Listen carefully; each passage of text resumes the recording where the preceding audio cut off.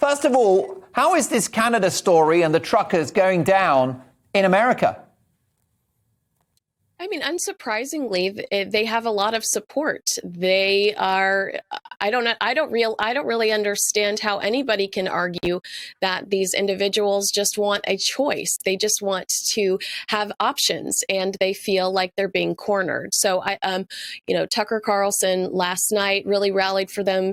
We are seeing a lot of support from Greg Gutfeld, who is very outspoken conservative here. So I would say that Americans see the value of what they're doing. Yes, Neil Hamilton, what do you think about the Canadian truckers?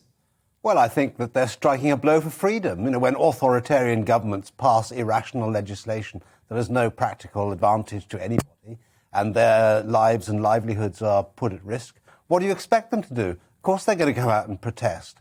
And, I have the greatest possible difficulty in taking somebody like Justin Trudeau seriously. I think he's really a creation of some digital animation. He's never seems to me like a real human being at all. He's the very caricature of himself. What is the purpose of these requirements for vaccination? Everybody knows that vaccination isn't a silver bullet because it doesn't actually do much to inhibit transmission of the disease. And we know that vaccinations wear off in effectiveness in a matter of weeks. So unless people are going to continue being vaccinated every 4 or 5 weeks, then you're going to have minimal protection against transmission. And that isn't simply not going to happen. So this is just waving a flag. It's kind of virtue signalling for no purpose at all. So yes, I back the truckers and their message to him, as the byline says on the screen, truck off Trudeau. I mean, Christine, do you think that these demonstrations will eventually feed through to policy? Will they have the desired effect?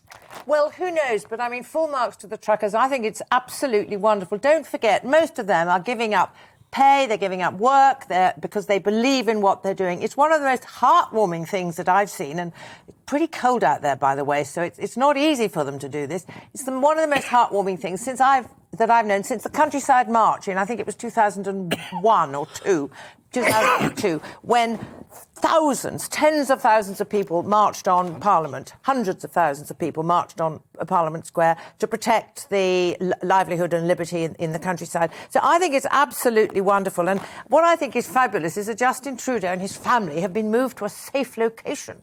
Well, good, probably. But no, good for them. Keep going. Keep trucking.